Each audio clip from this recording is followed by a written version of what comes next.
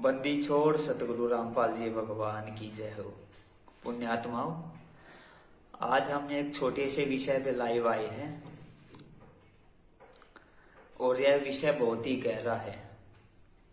परमेश्वर हमें सत्संगों में क्या बताते हैं कि बच्चों, सृष्टि रचना को ध्यान से पढ़ो, ध्यान से समझो सृष्टि रचना को। जिसने एक बार सृष्टि रचना को ध्यान से पढ़ लिया ना, उसके सारे संशय मिट जाते हैं। तो पुण्यात्माओं, उसी में गुरुदेव ने अपने परमात्मा होने का एक बहुत बड़ा संकेत छुपा रखा है।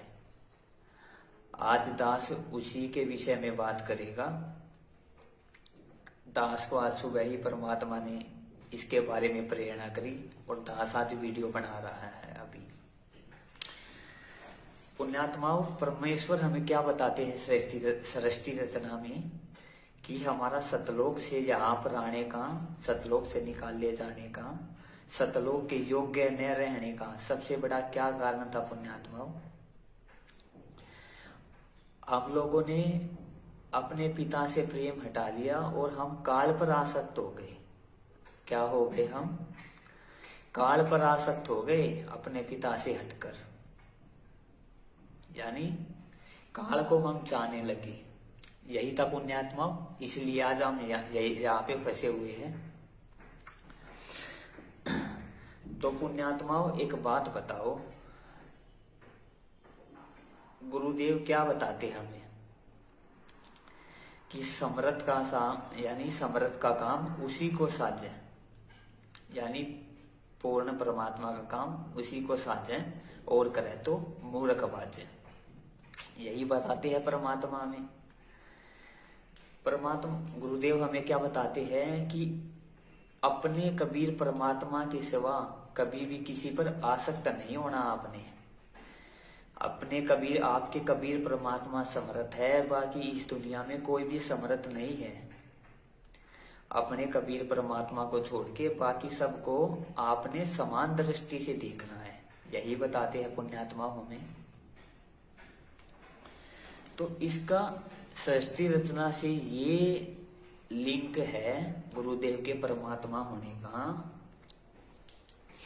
कि अगर गुरुदेव दो कौड़ी के जीव है, अगर गुरुदेव दो कौड़ी के जीव है हमारी तरह, यानी कि हमारी तरह जीव है, तो वो सतलोक जाएंगे, कल को हम भी सतलोक जाएंगे। और गुरुदेव ने सत्संगों में हमें क्या बताया? जब तक आपका गुरुदेव में परमात्मा जितना प्रेम नहीं बढ़ जाएगा तब तक आप सतलोक नहीं जा सकते।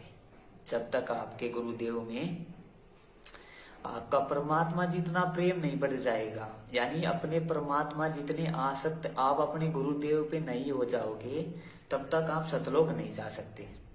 यही बताया गुरुदेव ने हमें। लेकिन अगर गुरुदेव जीव होते तो दूसरी तरफ हमें गुरुदेव क्या बताते हैं कि अपने कबीर परमात्मा पे ही आसक्त होना है बस, बाकी सब आपके लिए समान दृष्टि में होने चाहिए। अगर पुण्यात्मा गुरुदेव जीव होते तो कल को गुरुदेव तो सतलोक जाएंगे और गुरुदेव को भगवान मानने बिना हम सतलोक नहीं जान सकते। यानी जितना प्रेम हमने अपने कबीर परमात्मा के लिए बनाया यहाँ पे, उतना ही प्रेम हमने अपने गुरुदेव के लिए बना लिया। जबकि गुरुदेव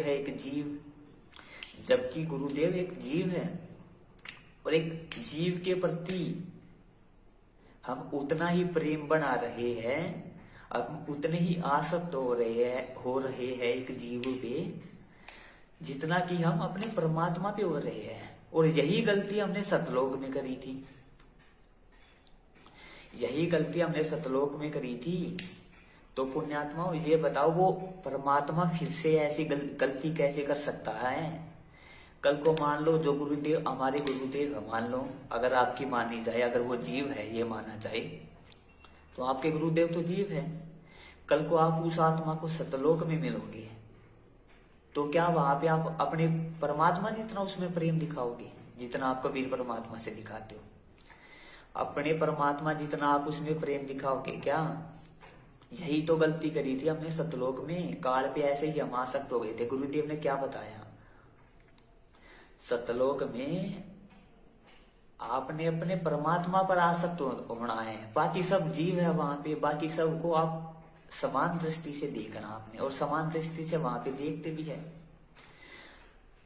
और गुरुदेव को भगवान मानने बिना परमात्मा नहीं, गुरुदेव को परमात्मा मानने बिना आप सतलोक नहीं जा सकते। मान लो गुरुदेव को आपने परमात्मा मान लिया, उतना प्रेम आपका गुरुदेव में बढ़ गया जितना कि हमारा कबीर परमात्मा में है, तो सतलोक में कैसे काम चलेगा? ये तो वही गलती हो जाएगी ना फिर से।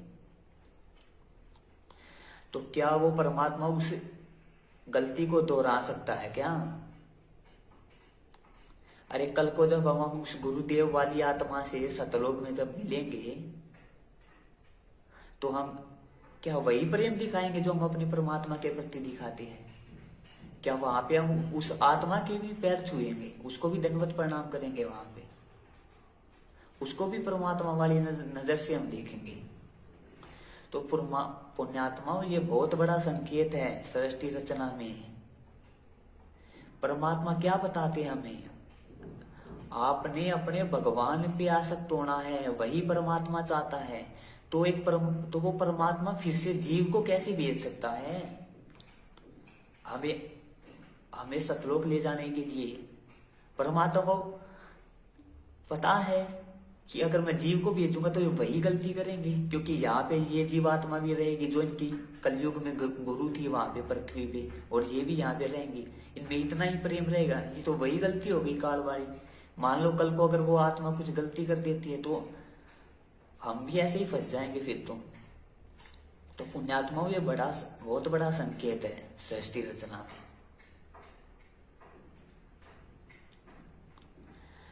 तो उस परमात्मा के अलावा कोई समर्थ नहीं है, ना ही हम उस परमात्मा के जितना अब किसी पर आसक्त हो सकते, प्रेम दे सकते उस परमात्मा के जितना।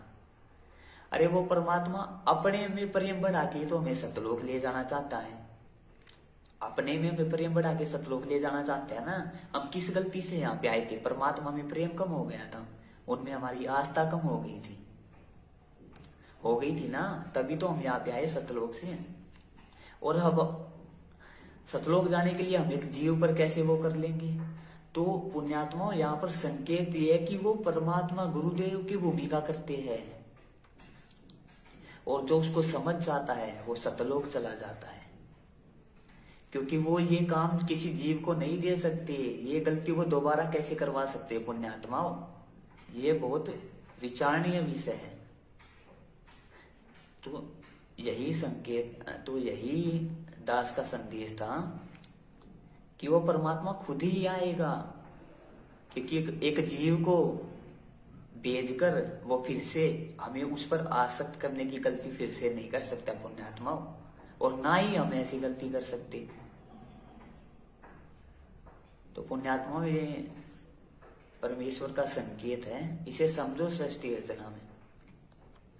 जिस गलती से हम यहाँ पे आए हैं वो गलती हम करके फिर सतलोक जाएंगे, ऐसा थोड़ी होता पुण्यात्मा। तो बस इतना ही कहना चाहेगा दास। सत्साहेब बंदी छोड़ सतगुरु रामपाल जी भगवान की जय हो।